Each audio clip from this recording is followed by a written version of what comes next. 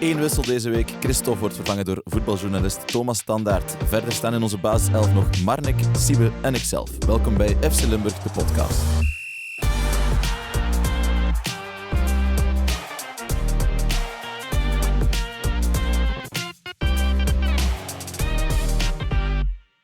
Marnik, Thomas, we moeten het hier opnieuw over voetbal hebben, maar eigenlijk is het zo'n dag waarop ik liever over de koers zou praten. Jullie ook? Nee, want ik ken er te weinig van. Okay, ik ga nu niet zeggen dat ik veel van voetbal ken. Ik zou misschien liever over snooker praten. Dat is daar ken je veel van. Dat. Nee, ja, en het WK is begonnen met de kwalificaties en het was een fantastische eerste sessie tussen Luca Brecel en Chang Bingyu, die een 1-for-7 maakte, een maximum break. Dus het was echt de moeite. Maar alle credits aan Wout natuurlijk. Hè. Ja, Thomas, zou jij graag over de koers praten? Ik moet toegeven dat ik gisteren zelfs niet gekeken had. Ik heb... Schande!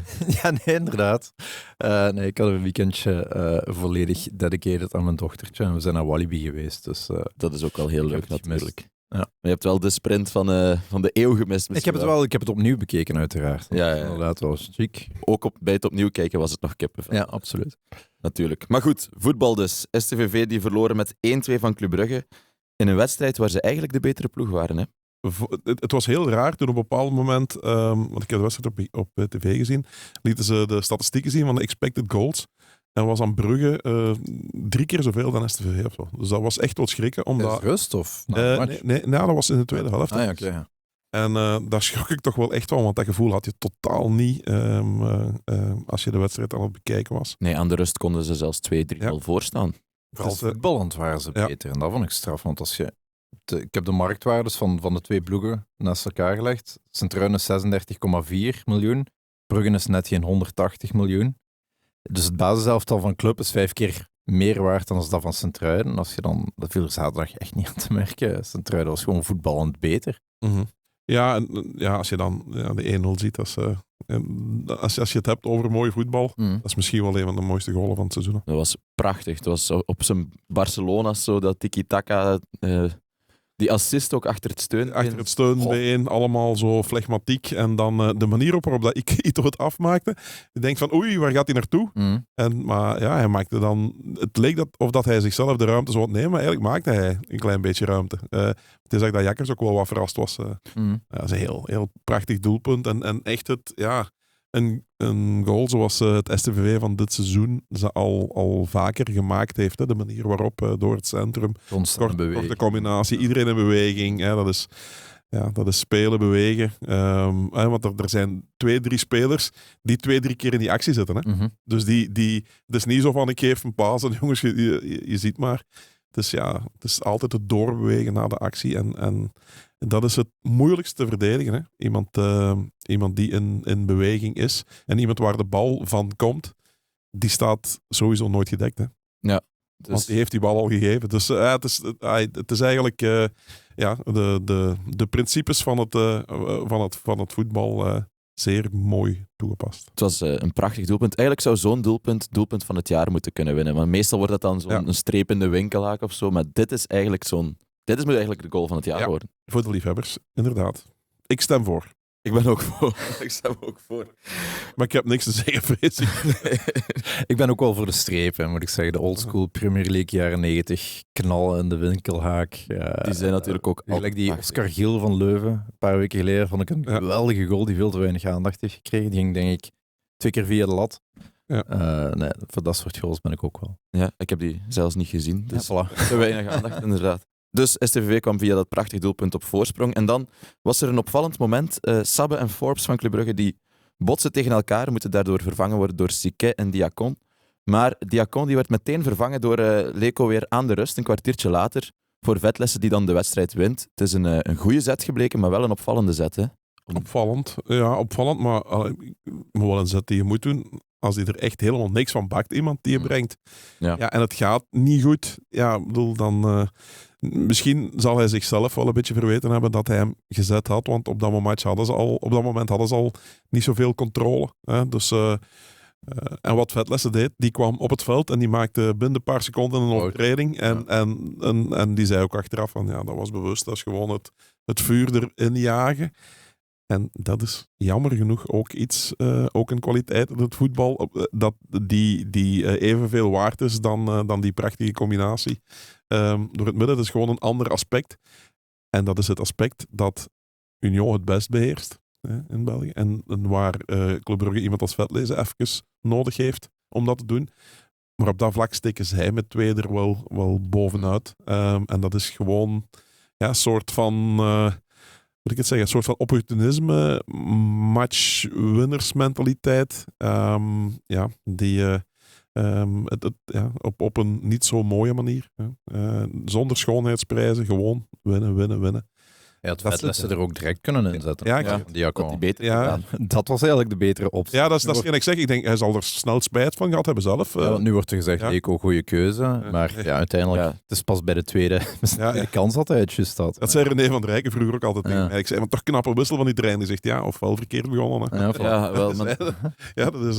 nu verliest hij toch een beetje een bankzitter. Want om Diacon nu nog goed te motiveren. Allee, het is een beetje overdreven wat ik nu zeg, maar... Nu zou het gaan overdrijven. Ene die na een kwartier slecht is en vervangen wordt, die daar zichzelf niet kan boven zetten. Serieus wat oplappen. Nee, die zich daar, die je daar zwaar moet voor oplappen. Sorry, maar die moet... Die moet nu uit zichzelf gemotiveerd worden. Ja, natuurlijk. Luke Bacchio bij de Rode Duivels. Ook naar de kant ingebracht, naar de kant gehaald. De volgende match 2 goals. Dus het kan ook motiverend werken. Dus maar gewoon ook, er mag ook wel eens een klein beetje zelfkritiek zijn. Hè? Ja, want dat is iets wat zeer ver verdwenen is in onze maatschappij en in het voetbal specifiek. Maar jongens, als het niet goed is, dan ligt het ook meestal aan jezelf. Hè? En herpak je dan, verman je. Dus nee, op dat vlak... Vetlessen maakte dan dus de 1-1. Solis maakte de 1-2 van op penalty na Hens van Wezenmaal. Volgens de regels is het inderdaad een penalty, maar eigenlijk, dit is bijna zoals in hockey, dat ze naar de voeten mikken. Jongens, dat is van op een halve meter of zo, denk ik, dat hij een bal er tegen... Je kan toch niet... Er is toch niks onnatuurlijk aan wat hij doet. Hij springt. Dus gelijk Gomeni zegt, je kunt springen als een pinguïn. Ja, dat gaat gewoon niet. Echt, dit zijn dus... Voor alle duidelijk, dat zijn strafschoppen die in Duitsland of in Engeland absoluut niet meer gefloten worden. Daar wordt zelfs niet meer over gediscussieerd, over dit soort strafschoppen. Ja. Dus dat moet er echt uit. Ik vind dat... Het is des te pijnlijker ook als je dan kijkt wat Sint-Truiden vorige week niet gekregen heeft met die duwfout op Patrouwa. Dat is dan geen penalty. Ja. En dan nu, dit is dan wel een penalty tegen. Ja, dat is... Voelt... onrechtvaardig. Voelt onrechtvaardig, inderdaad. Nu, vorige week hadden we het erover dat STVV wel vaak een penalty kreeg. En nu blijkt dat ze eigenlijk ook niet zo vaak penalties tegenkrijgen, toch, Siebe? Ja, het was nog maar de 3e strafschop die STVV tegenkreeg in de competitie dit seizoen. En daarmee doen ze het bijzonder goed. Alleen Standaard en Westerlo kregen er met elk 1 minder tegen dan de Canaries. Die 3 penalties werden wel altijd omgezet door de tegenstander.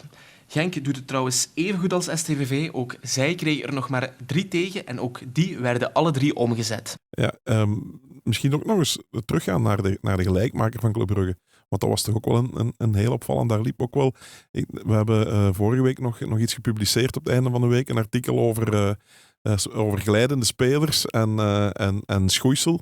En dit was toch ook weer opvallend. Hè? Het was geen goede paas van Taniguchi natuurlijk. Maar Muesli die daar weer uitgeleid. En dat zijn goals die je gratis en voor niks krijgt. En die geven in deze play-offs toch ook wel... Als het er echt om gaat, het geeft een soort match. Dat geeft toch wel vaak de doorslag. Hè? De makkelijke goals.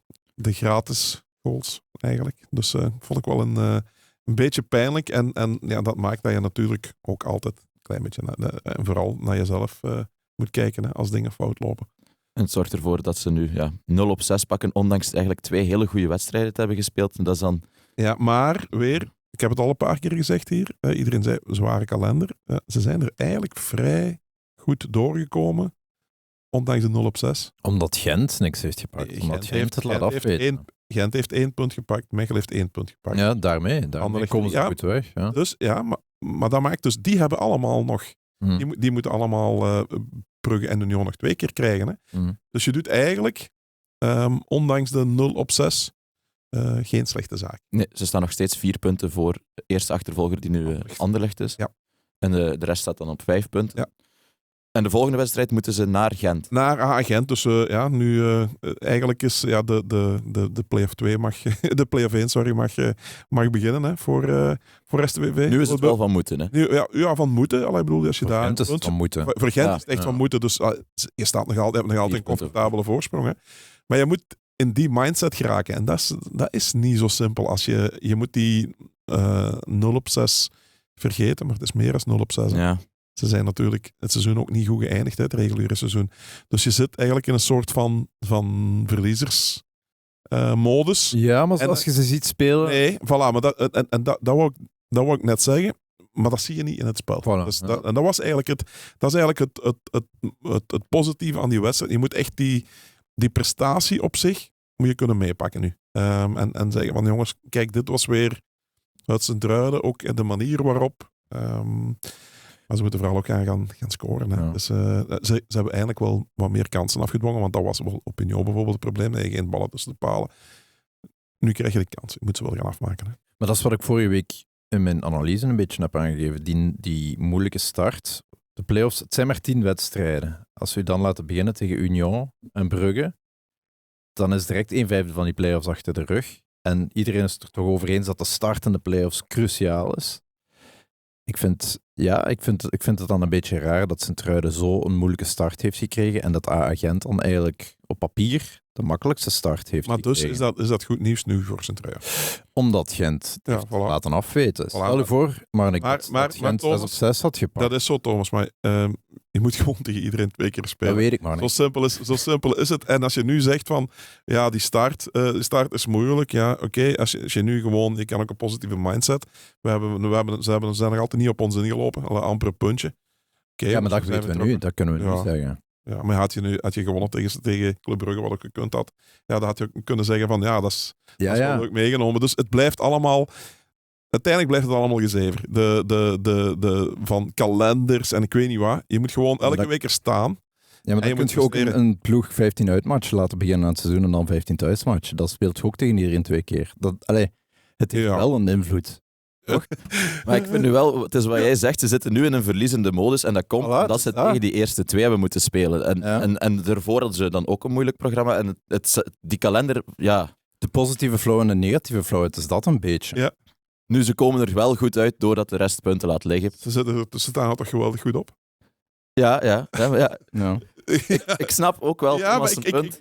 ik begrijp het punt, maar ik draai de redenering om. Ja. Het is heel simpel. Ai. Alleszins, bij Club Brugge waren ze wel heel blij dat ze hadden gewonnen op Staaien. Sterker nog, onze collega Stijn Joris die vroeg zich in zijn analyse luidop af of de muziek, de feestmuziek in de bezoekerskleedkamer wel zo luid door de gangen van Staaien moest knallen. Ja, hij vroeg zich af, moeten we dat niet lichtjes ongepast vinden? Ik vind van niet, je mag toch gewoon een zege vieren. Dus, Ja, voilà. En als je dan muziek gaat spelen om te jennen en ik zeg maar iets, de Japanse vogeltjesdans voor de Canaries gaat draaien. maar dat was het niet. dat Het was was het dus gewoon baila, baila, Het was baila. hè. gewoon baila baila. Dat speelde iedereen tegenwoordig, hè? Baila, baila. Voilà. Ja, dat spelen ze zelf ook, dus moet toch gewoon Voilà, kunnen. voilà. Dus, En daar zit geen G in, dus voor Club Brugge dat kon luidkeels meegezongen worden. grappig. Maar ik vond Club Brugge wel heel aanwezig op het randje van irritant langs de lijn. Mhm. Leko begint daar op een bepaald moment als een zot te juichen omdat Moesliu een bal over de zijlijn speelt. Vond ik een beetje raar en een beetje ongepast. Dat is meer ongepast inderdaad Ja, voilà. dan je eigen overwinning. Voilà. Ja. Want het is Leko is een trainer die te pas en te onpas over respect begint. Ja. Ja. Moet je wel een beetje naar je eigen kijken. Eigenlijk een groot compliment voor Sint-Truiden dat het zoveel betekent om daar nog eens te gaan winnen. Want ja, je zou denken dat dit soort gedrag bij wedstrijden tegen Anderlecht of Union zou gebeuren. Maar op Staaien was het al zo lang geleden dat ze gewonnen hadden dat Mhm. dat gedrag er zelfs bij kwam kijken. Dus Ja, en vooral ook denk ik, ze zullen wel beseft hebben dat ze goed zijn weggekomen. Hè? Ja. Ik bedoel, als je ziet, je voelt dat ook aan in een wedstrijd van oei, het gaat niet lukken vandaag. Want ja, je zag ook, dus ze maken die penalty, die wordt dus intens gevierd. Maar daarna gingen ze weer achteruit. Hè? Want, Ja, je merkte even in het begin Ja. van de tweede helft dat het onder Sint-Truiden zijn huid begon te kruipen. Dat gedrag ook van Leko en het Vetlessen-effect een beetje. Maar daarna vond ik het heel knap dat ze terug die controle opnieuw vonden. Dus eigenlijk was dat effect van Vetlessen na een kwartier was weer wat weggeëpt. En toen begonnen ze weer eigenlijk te domineren zoals voor de rust. Dat vond ik heel chic. En dat ze ook in die slotfase, dat ze hun hoofd erbij hielden, STVV, en het op de juiste manier. Want ze hebben echt nog wel 2-3 goede kansen gecreëerd. Niet door ballen te pompen, want ze hebben gewoon geen breekijzer voor hun. En tegen Brugge moet je dat vooral niet doen. Maar ze zijn over de grond blijven voetballen. Af en toe wel eens die hoge ballen iets meer naar de buitenkant. Dat je daar vanaf daaruit met de tweede bal en zo begon. Puppen die goed invulde, vond ik. Die eens een paar goede ballen gaf. Nee, het was... de prestatie was echt helemaal niks mis mee met Sint-Truiden. En zoals ze er straks zei, van, daar moeten ze zich nu aan optrekken. En gewoon zeggen, we hebben Brugge nu niet al gehad. We staan er niet zo slecht voor. Maar we moeten natuurlijk... je moet efficiënter worden. Hè. Je moet scoren. Hè, want scoren is echt wel een probleem geworden de laatste weken. Zeker. Nog iets anders. Franke die heeft afgelopen week is die veranderd van makelaarskantoor. Moeten we daar... wat betekent dat voor zijn contractonderhandelingen bij STVV zelf? In principe zou je denken van iemand die verandert van makelaarskantoor, dat een voorbode is voor een move. Maar Franken heeft zelf gezegd dat hij pas na de play-offs wil communiceren en de volle focus op de play-offs wil richten nu. Maar dan vind ik het wel een beetje ongelukkig dat er een Frans makelaarskantoor dan na die aankondiging van Franken van ik focus me alleen hierop, zegt het Frans makelaarskantoor van hier, we hebben Wouter Franke binnengehaald. Heel triomfantelijk. Alsof een transfer is, dan denk ik van ga er dan ook een beetje discreet mee om. Ja, dat is al meteen een slecht start van... Nu voedt het alleen maar meer de speculaties. Ja, het is om een contractverlenging te tekenen. Wordt zelden een nieuw makelaarskantoor gehaald.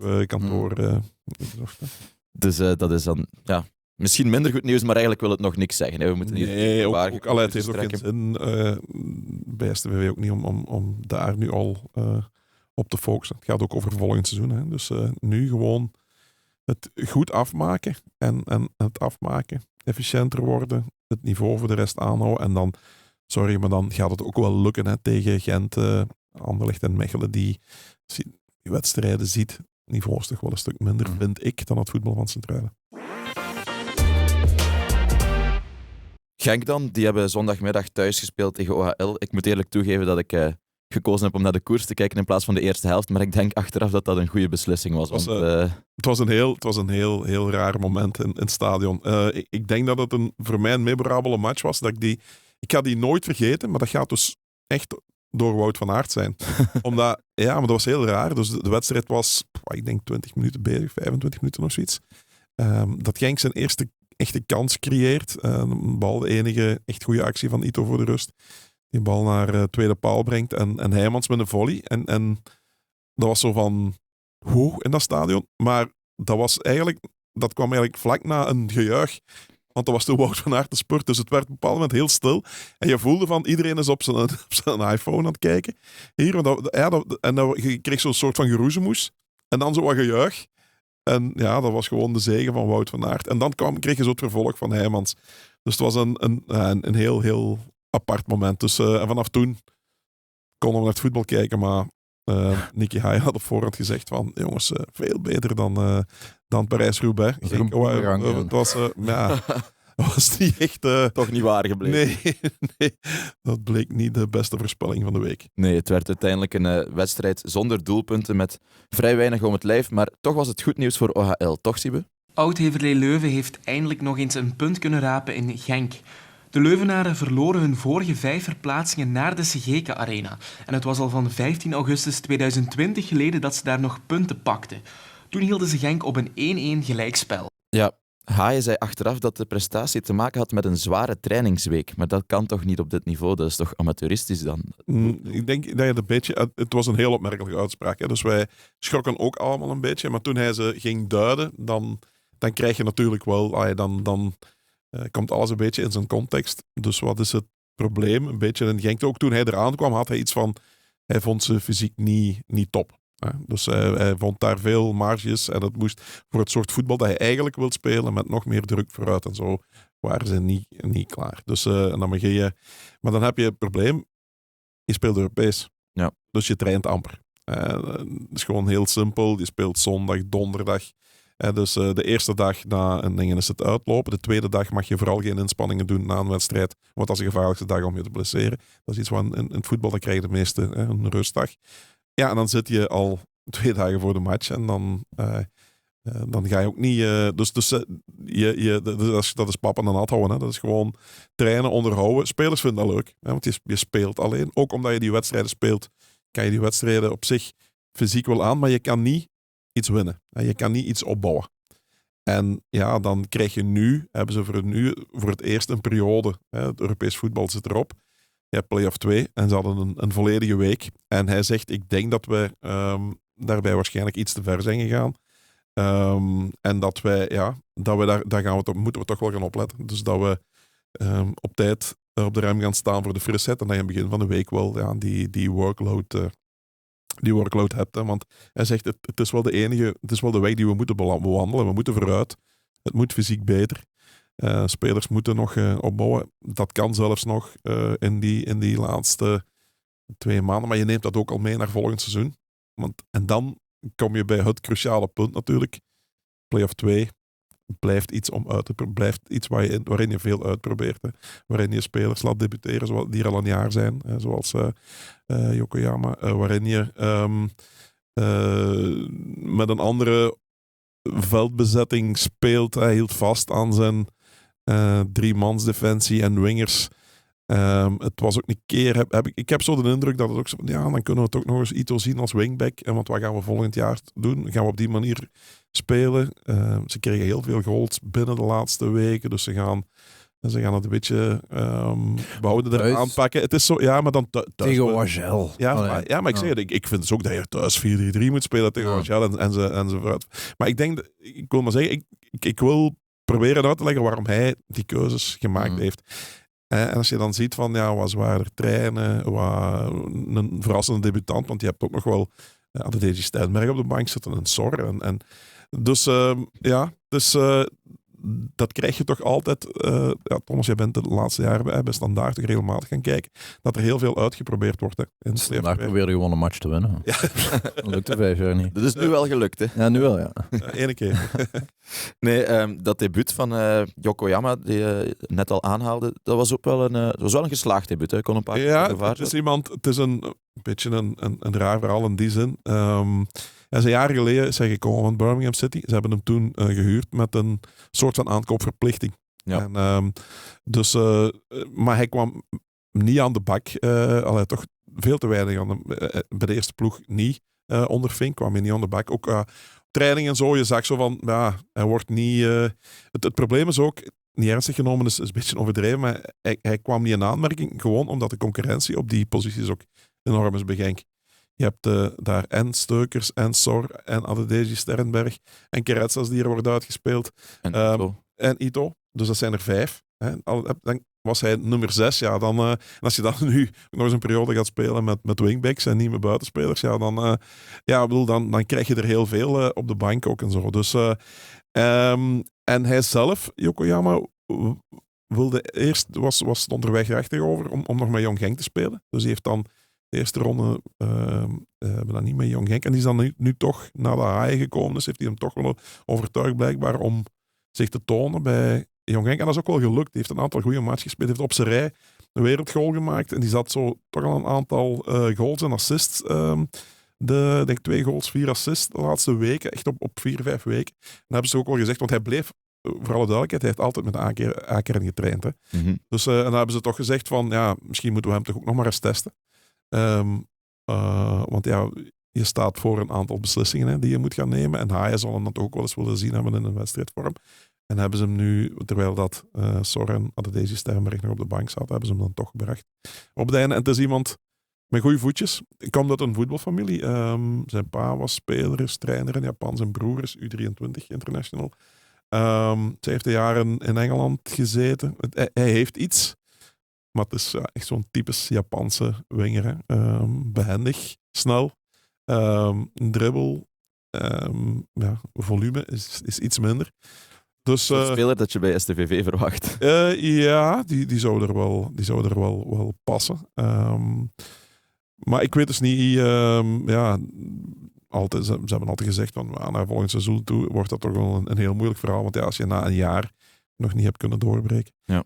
Ik weet niet wat het gaat worden. Is er toch nog in geloven? Het feit dat hij nu toch nog wel is ingevallen is een beetje is opmerkelijk. Maar nog iets zeggen over de dingen, of de fysieke belasting? Ja, Er is toch zoveel, wordt er altijd gepraat over data, parameters. Je hebt die sport-BH's, dat moet toch vrijdag al duidelijk zijn van oei, we zijn het rood aan het gaan, we gaan een beetje ja, maar ik denk, je moet geëvalueerd. Ja, maar om fysiek op te doen, moet je af en toe in het rood gaan. Hè? Dat kan je niet zonder. Dus ik denk. Maar niet meer de dagen voor de wedstrijd dan. Nee, maar ja, dan. Ik zeg, het zal. Het is daarnaast. Ze zullen zaterdag niet zwaar getraind hebben, hè, voor alle duidelijkheid. Hè? Nee, maar je kan de nasleep nog voelen en dat heeft iets waar. Een beetje zware benen. Dat is daar waar spelers over kloegen. En nu, ik vind het wel knap van Haaien dat hij daar zelf dan over begint. Want ja, er zijn veel trainers die dan hun armen opsteken en zeggen vandaag, slechte mentaliteit. Hè. Het moet beter. Hè. En we moeten, terwijl hij zegt van, want dat is zelfkritiek, hè, wat hij nu doet. Hè. Hij zegt van, we hebben misschien te hard getraind. Dan heb je het voor een stuk ook over jezelf, hè, over je eigen aanpak. Dus ja, maar het is wel opmerkelijk. Hè. Volgende zaterdag moeten ze naar Westerlo. Dat lijkt me nu niet echt een wedstrijd om nog te experimenteren. Hè. Die moet wel gewoon er bonk op zijn. Ja, die moet er bonk op zijn. Dat is, het is een wedstrijd 3 nog wel normaal dan 10. Maar ja, als je je wil toch, moet ik het zeggen, de forcing voeren, hè, in play-off 2 Genk zijnde. En dan moet je dan inderdaad worden op zaken stellen. Ik ben ook wel eens nieuwsgierig of dat hij nog gaat vasthouden aan zijn. Misschien dat hij toch nog 1 week, daarna volgen weer 2 thuismatchen. Aan zijn 3-4-2-1. Want op die manier is het nu op Westerlo, die gaan zelf ook wel komen. Hè. Maar zoals je gisteren zag, het is moeilijk om op die manier zelf druk te zetten. Hè. Met dus Heijmans en Keretsas die moeten gaan doordekken. Dat is ook niet meteen hun kwaliteit. En je moet vooral meer meters maken, hè, in dat systeem. En als je dan niet fris bent, dan loopt dat niet. En dat was wel duidelijk, want het was echt niet goed. Hè. Ik denk, op een bepaald moment, de eerste helft, had OA Leuven 68% balbezit gelopen. OA Leuven, dat is toch een van de meest grijze... Ja. Sorry, maar een van de zaten bijna in play-off seizoen. Ja, voilà, en dan thuis zo. Ja.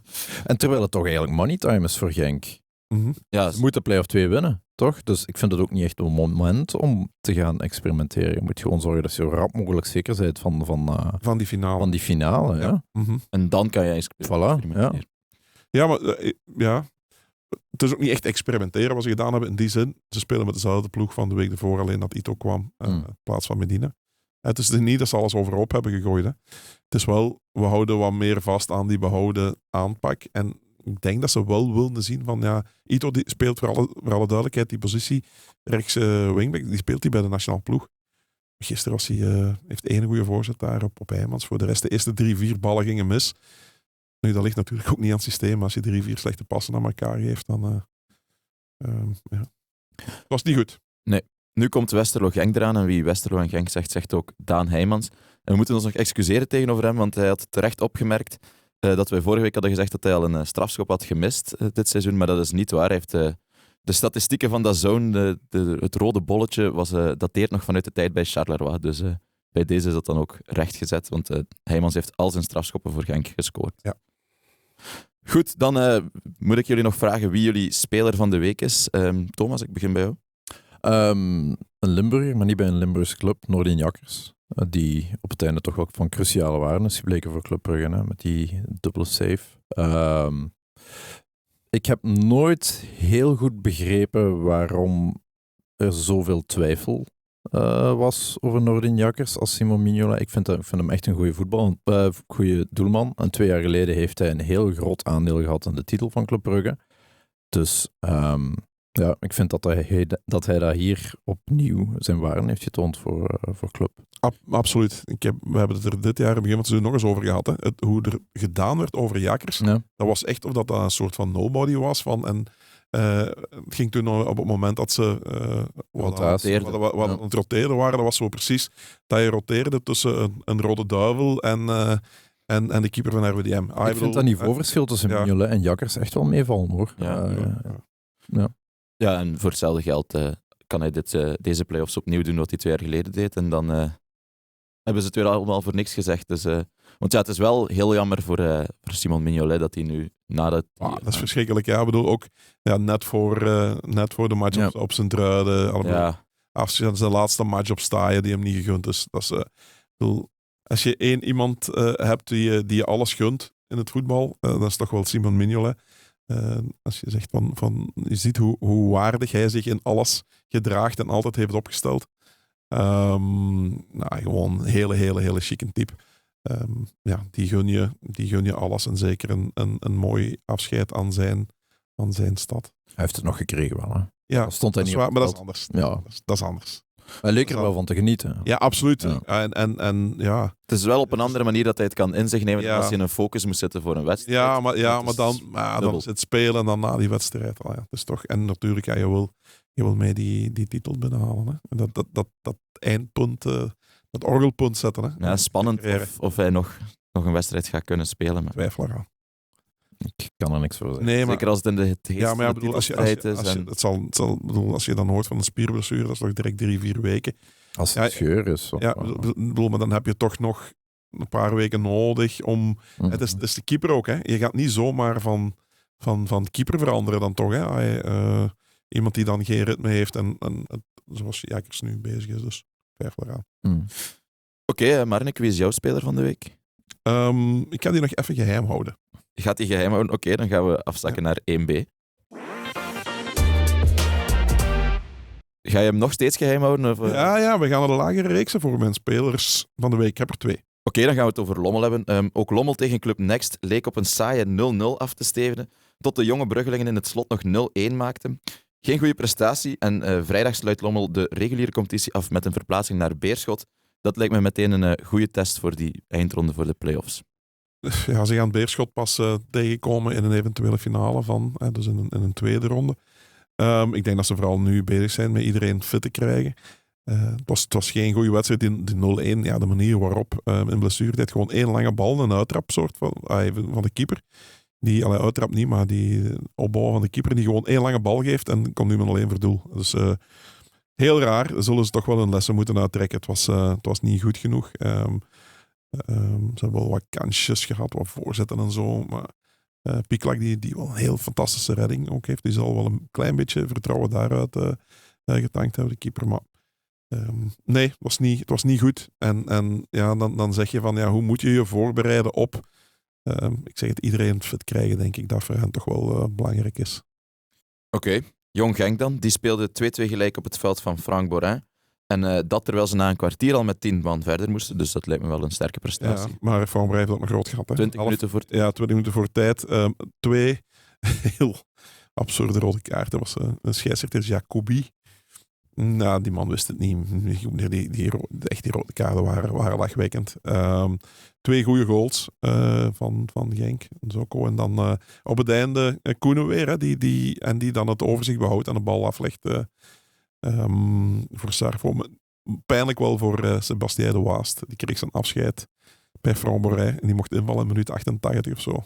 Bij 2 in voorsprong en dan kregen ze een goal binnen. Terwijl het voor hen toch nog altijd is nog altijd van moeten, voor Frambourey om erin te blijven. Omdat die jongploegen niet kunnen degraderen, zijn zij... de middenmotor vreest nog voor degradatie. Ja, middenmotor toch. Onderste middenmotor, nu ik moet zeggen. Het is geen goede ploeg. Dus, wel het mooiste logo, vind ik. Mooiste logo, maar de omstandigheden.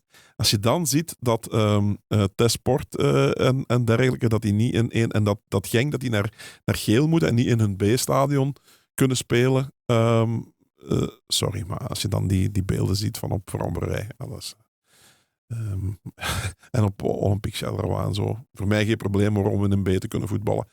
Maar dan mag je voor de rest ook nog wel... milder zijn. Iets milder zijn, ja.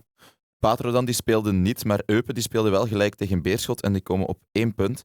Dus ja, Patro moet volgende week gewoon winnen van Frank Borin om hun plaats in die eindronde te claimen. Ze moeten winnen om zeker te zijn. Ja, om zeker te zijn. Want Eupen moet nog naar Luik. Hè. Dat zijn hun rechtstreekse concurrenten.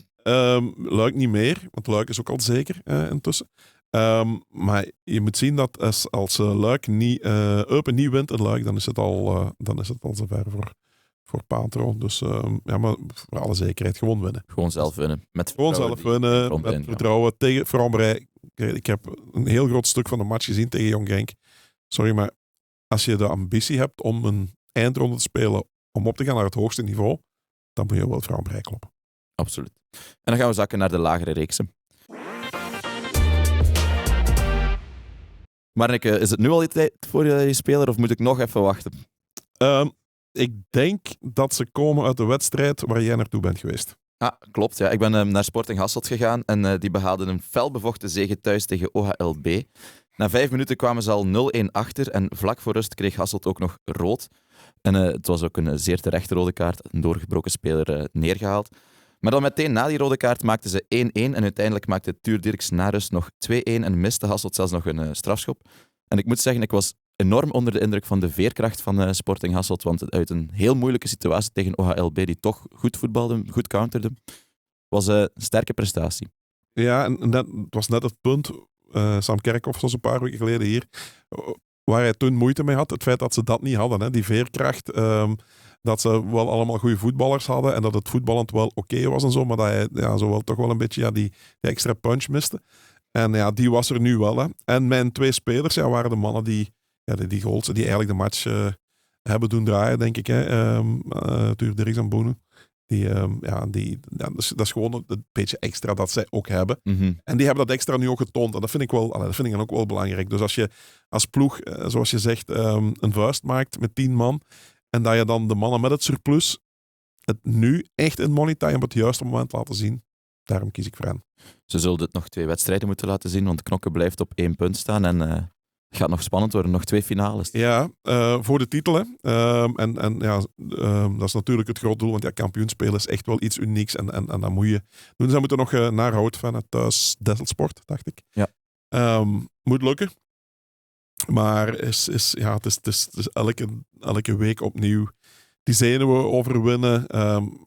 Maar zoals ik zei, als je dan de mannen die het verschil maken, als die zich nog, iemand als Tuur Dirks, die moet nu opstaan. Hè. Die heeft dat nu gedaan, maar die volgende 2 matchen. Om met die druk. Voilà, voor hem mag dat geen druk zijn, dit. Hè. Ik bedoel, als je ooit voor 20.000, 30.000 man gespeeld hebt, dan moet Houtvennen uit wel lukken. Hè. Houtvennen uit altijd moeilijk. Ja, maar zo is het. Hè. Dat is eigenlijk, want dat is een soort van Westerlo B is dat, Houtvennen. Sorry, maar dat zijn allemaal jongere, meestal ook jongere spelers. Dus nee, dat moet kunnen. Dan een andere na een finale thuis tegen Dessel. Mocht Knokken nog aanklampen. Maar nog belangrijker is, dan halen ze hun licentie. Hè. Dus ze hebben donderdag het gesprek gehad. Ze hebben hun dossier opnieuw mogen verdedigen. En Sam Kerkhoff hield daar een goed gevoel aan over. En als ze een licentie krijgen, dan staan ze nu in 1B als ze willen. Hè. Ja, dus, want Knok heeft geen licentie aangevraagd. Knok heeft geen licentie aangevraagd en ze hebben nu 8 punten bonus op 2 matchen van Dijnen op Roeselaar. Dat nog wel een aanmerking komt voor een licentie. Dus de enige concurrent staat op 8 punten. Dus op licentie binnenhalen is 1B. Is promotie, als je wil. Dus je moet natuurlijk... ze hebben altijd gezegd, we willen als kampioen gaan. Ze hebben nooit gezegd van, we gaan niet als we geen kampioen zijn, voor alle duidelijkheid. Maar ze zeggen van, dan gaan we het bekijken. Maar als je ze nu hebt, de licentie, dan moet je gewoon gaan. Nu moet je springen, anders duurt het te lang. Je kan 1-2 jaar dat verhaal vorig jaar was heel leuk met de tv erbij. Al het gedoe was heel veel bus rond Hasselt. Nu ook, dat kan je even, ze hebben dat nu aangehouden. Staan nu ook op kop. Je ziet ook, daar komt volk. Maar dan nog eens een 3e seizoen aanhouden, dan haken er mensen af. Ik heb dat bij het test meegemaakt, van kort bij.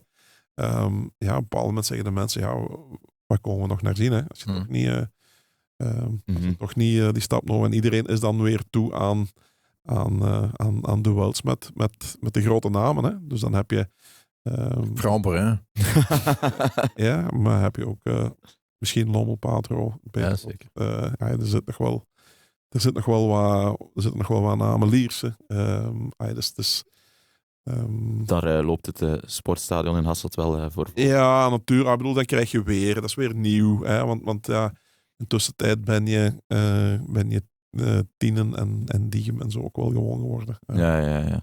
Het droomscenario lijkt me nu gewoon die laatste wedstrijd thuis kampioen spelen. Ja, dat is zo fantastisch. En dan licentie en opgaan. Ik bedoel, dan krijg je ook... Ja, dat neem je mee allemaal. Hè. Dan neem je de enthousiasme mee naar volgend seizoen toe. En dan komt er weer een Limburgse ploeg bij op het tweede niveau. Voor ons toch ook wel heel mooi om te volgen. Hè. Dan moeten we hier nog een truitje bij hangen. Ja. Er hangen er al zoveel. Ja, maar er is plaats nog. Hè. Er is nog plaats, zeker weten. Verder heeft Siebe ook nog gebeld met Bernd Stassen. En die heeft dit weekend gescoord voor SK Tongeren tegen Termin. En dat is net de ploeg waar hij naartoe gaat. Ik ben Stassen Berend. Ik ben van Riemst en ik voetbal bij KSK Tongeren. Tweede amateur. Jullie wonnen dit weekend met 3-0 van Termin met Tongeren. En je scoorde op strafschop. En dat tegen de ploeg waar je volgend seizoen gaat spelen. Moet een speciale wedstrijd zijn geweest voor jou? Ja, natuurlijk. Ik wil me natuurlijk laten zien dat ze geen spijt moeten hebben dat ze mij hebben gehaald voor volgend seizoen. En ja, dan kwam die penalty daar. En natuurlijk, ik wil scoren. Hè. Dus, en ik sta ook eerst op het blad om die penalty te nemen. Maar toen kwam Mauro. En Mauro wil hem ook heel graag nemen. En in het begin dacht ik, oké, ja, is goed, hij mag het van mij doen. Maar toen dacht ik bij mezelf, maar hij heeft al gescoord, zei ik. Dus ik geef die bal maar aan mij, ik wil het wel doen. Toen zei hij, nee, ik wil echt heel graag, ik kom een tweede maken. Toen zei ik, ja, kom, we doen bladzien of schaar. En dan, ja, de winnaar die mag, hè. En gelukkig won ik hem. En daardoor kon ik die penalty nemen. Ja, het moet een ludiek moment zijn geweest, denk ik, tijdens de wedstrijd, dat jullie daar ineens beginnen met bladsteen schaar. Met wat heb je gewonnen? Ja, ik had schaar en hij had blad. Dus ik denk als ik had verloren dat ik misschien nog zei, we gaan tot 3 doen. Oké. Maar nee, hij gaf hem dan gelukkig toch aan mij. Want daarvoor hadden we nog eens een penaltyfase gehad, denk ik 3 weken geleden. En toen was er wel, met 2 andere jongens, was er wel wat ruzie geweest daarover. Dat wou ik absoluut wel vermijden nu. En toen had ik het dan op die ludieke manier al kunnen oplossen. Je mag dan trappen en dan komt de keeper van Termin nog tegen jou zeggen, je gaat hem weer door het midden trappen, zeker? Ja, inderdaad. Ik had vorige week ook een penalty gehad en nu was het zo goed als in het midden. En ik ken de keeper Bram wel goed. En hij zei tegen mij, je gaat hem weer door het midden trappen. En mijn bedoeling was ook om door het midden te trappen. Dus toen was het wel even nadenken, maar ik wil echt niet missen. Maar ja, gelukkig ging hem binnen. Hij raakte hem wel nog even, maar het was hard genoeg. Je vertrekt op het einde van het seizoen bij Tongeren. Wat wil je nog bereiken met Tongeren en wat wil je volgend jaar met Termin bereiken? Met Tongeren was sowieso het behoud. Ik wil volgend jaar zeker met Termin nog naar Tongeren teruggaan. Maar die is zo goed als binnen, heb ik begrepen. Dus nu nog 2 weken kunnen we nog op het gemak mooi afsluiten, want we hebben echt wel een topgroep. We zijn echt allemaal vrienden van elkaar geworden, dus hopelijk kunnen we misschien nog met een 4 op 6 of een 6 op 6, wie weet. En met Termin volgend jaar hebben we wel echt een goede ploeg. Dus die top 5 moet zeker haalbaar zijn. En ja, wat er nog bij kan komen, zal mooi zijn, ja. Bladsteen schaar om een penalty te trappen. Je moet het durven, want als je daarna mist, is het ook je onsterfelijk belachelijk maken bij je nieuwe ploeg. Hè?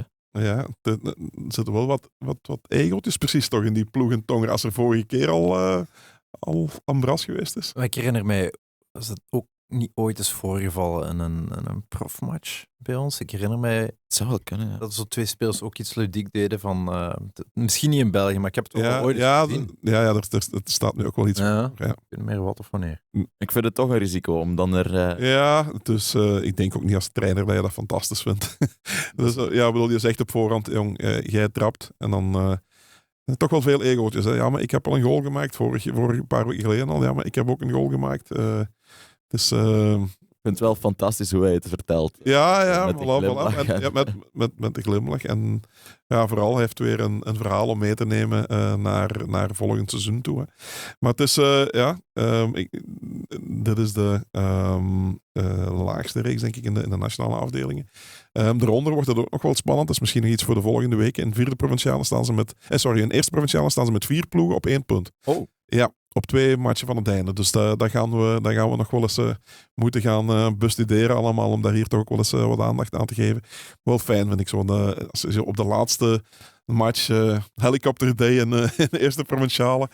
Waar gaan we de... Multi-live. Ja, de multi-live. Veel multi-live. Voilà, multi-live sowieso een belang. Dat gaan we sowieso doen. Maar in Schotland stuurden ze dan de helikopter rond en met het trofee.